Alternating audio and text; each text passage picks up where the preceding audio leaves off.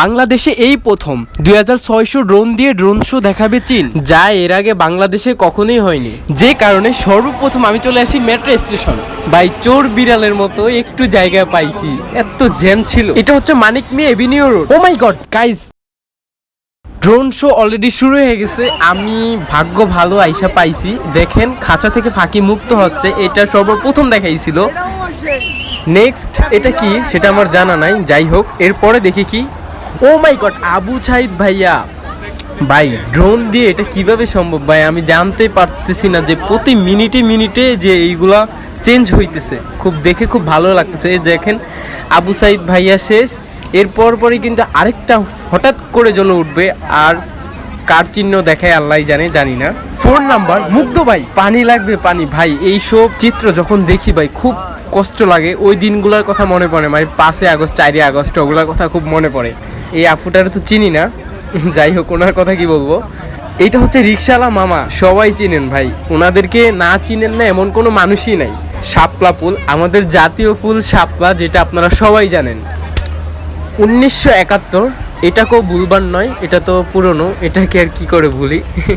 Guys আমি একটু ক্যামেরাটা পিছনের দিকে নেই, মানে কি পরিমাণ মানুষ যা বলার বাইরে। আমার ফোনে দেখা যাইতেছে না, বাট এই যে দেখেন কি পরিমাণ মানুষ, সবার হাতে ফোন। ও মাই গড, বাংলাদেশের বুকে ফিলিস্তিনের পতাকা দিয়ে ড্রোন শোতে দেখা যাইতেছে ভাই। এই জিনিসটা আরো অমাইক লাগলো। মানে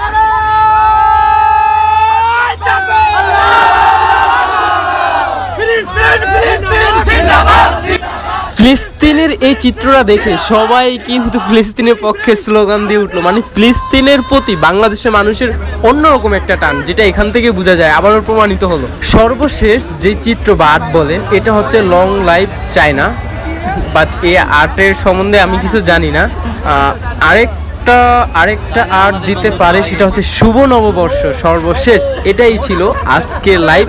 গাইস কনসার্ট আছে, কিন্তু কনসার্টে আমি যাব, একেবারে সামনে যাব। যত কষ্ট হোক আমি একেবারে কনসার্টের সামনে যাব, যে করে হোক। তো গাইস আজকের এই যে লাইভ ড্রোন শো কিন্তু এখানেই শেষ। এখন আস্তে আস্তে সবগুলো ড্রোন নিচে নামে যাইতেছে, একেবারে নিচে নেমে যাইতেছে। আমি শেষের দিক দিয়ে একটু দেখাই আপনাদেরকে। এই যে দেখেন সবগুলো কিন্তু আস্তে আস্তে নিচে নামতেছে।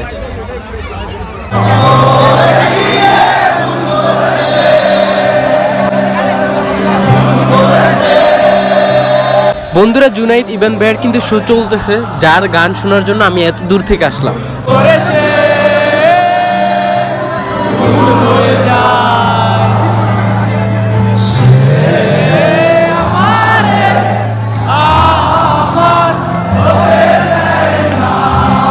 আপনারা দেখতেছেন স্টেজটা কিন্তু আমার থেকে একটু লং ডিস্টেন্সে। তো আজকে আমার চ্যালেঞ্জ হচ্ছে আমি কিন্তু একেবারে সামনে যাব, এটাই আজকে আমার চ্যালেঞ্জ। বন্ধুরা একটু দেখো আমরা কি পাগলামিটাই না করতেছি।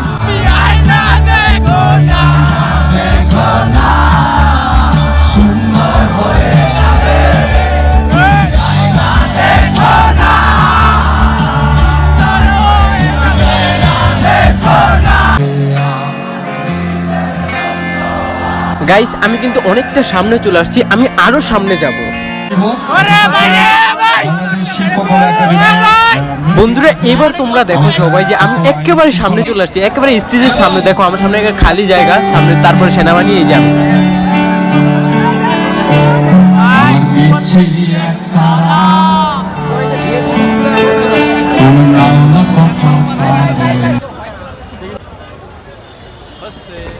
তোমরা দেখতে পাচ্ছ যে আমার যে টার্গেট ছিল সবার সামনে আসা, তো আমি সামনে চলে আসছি স্টেজের।